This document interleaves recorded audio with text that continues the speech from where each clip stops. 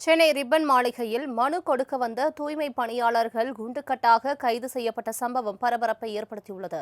இதுகுறித்த கூடுதல் தகவலை எமது செய்தியாளர் ராஜேஷ் வழங்க கேட்கலாம். ராஜேஷ், வணக்கம். தற்பொழுது ரிப்பன் மாளிகைக்கு மனு கொடுக்க வந்த தூய்மை பணியாளர்கள் குண்டுக்கட்டாக கைது செய்யப்பட்டிருக்கின்றனர்.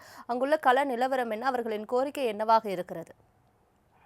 சலோமி, வணக்கம். பணி நிரந்தரம், அதே போல தனியார் மயமாக்குதலை கைவிட வேண்டும், முறையான ஊதியம் வழங்க வேண்டும் உள்ளிட்ட பல்வேறு கோரிக்கைகளை வலியுறுத்தி கடந்த சில நாட்களுக்கு முன்பாக தூய்மை பணியாளர்கள் சென்னை ரிப்பன் மாளிகை அருகே போராட்டத்தில் ஈடுபட்டார்கள். அவர்கள் உயர்நீதிமன்ற உத்தரவின் அடிப்படையில் அவர்கள் 13 நாட்கள் போராட்டத்தில் ஈடுபட்ட பொழுது உயர்நீதிமன்ற உத்தரவின் அடிப்படையில் அவர்கள் அங்கிருந்து அப்புறப்படுத்தப்பட்டார்கள். அதனைத் தொடர்ந்து பல்வேறு கட்டமாக தொடர்ச்சியாக தங்களுடைய போராட்டங்களை, அதாவது கோரிக்கைகளை வலியுறுத்தி பல்வேறு போராட்டங்களை தொடர்ச்சியாக வீடுகளில் இருந்து போராட்டம், உண்ணாவிரதம் உள்ளிட்ட பல்வேறு போராட்டங்களை அவர்கள் தொடர்ச்சியாக முன்னெடுத்துட்டு இருக்கக்கூடிய இந்த சூழ்நிலையில் வடகிழக்கு பருவமழையை எதிர்கொள்ள இருக்கிறோம். 16ஆம் தேதி அல்லது 18ஆம் தேதி வாக்கில் இந்த வடகிழக்கு பருவமழை என்பது அதிகரிக்க தொடங்கும் என்று ஏற்கனவே அவர்கள் தெரிவித்திருந்தார்கள். இந்த அடிப்படையில் பார்க்கும் பொழுது தங்களுக்கு இந்த பணி வழங்க வேண்டும் என்பது அவர்களுடைய கோரிக்கையாக இருக்கிறது.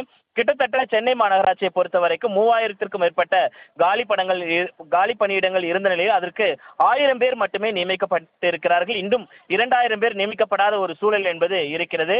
அதே நேரத்தில் இன்றைய தினத்தை பொறுத்த வரைக்குமே மாநகராட்சியிடம் அவர்கள் ஒரு கடிதத்தை, மனுவை அளிப்பதற்காக ரிப்பன் மாளிகை அருகே வர தொடங்கினார்கள். சென்ட்ரலில் வைத்தே அவர்களை போலீசார் கைது செய்திருக்கிறார்கள். கிட்டத்தட்ட ரிப்பன் மாளிகை முழுவதுமே போலீசார் கட்டுப்பாட்டிற்குள்ளாக கொண்டு வரப்பட்டிருக்கிறது.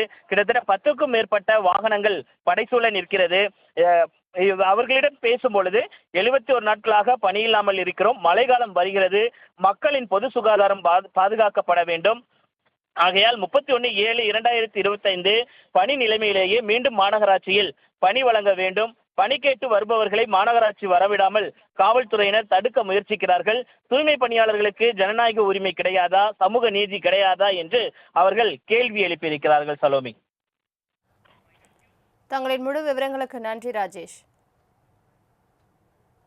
3 மாசமா வேலை எல்லாம் வீட்டுல இருக்கோம்.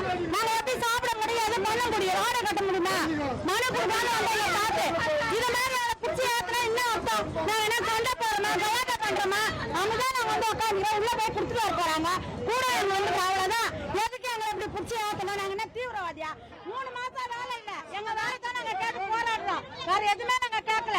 எங்க என்எல்ஏ ஸ்டாஃப் எங்களுக்கு கொடுன்னு கேட்கறோம். கான்ட்ராக்ட்ல வேலை பார்த்து செய்ய முடியாது. 8 ஒரு வேலை சம்பளம் கம்மி, 23,000 சம்பளத்துக்கு 15,000 சம்பளத்துக்கு போக சொல்றாங்க. நாங்க 10-15 வருஷமா வேலை செய்யறோம். கொரோனால இருந்து, வருதா பயிர்ல இருந்து எல்லாம் பயிர் வந்து எல்லாத்துலயும் நாங்க கஷ்டப்பட்டுக்கிறோம். இன்னைக்கு போய் அந்த 5,000 வேலை செய்யணும், நாங்க எப்படி செய்ய முடியும்? செய்ய முடியாது. அதனால இத்தனை பேர்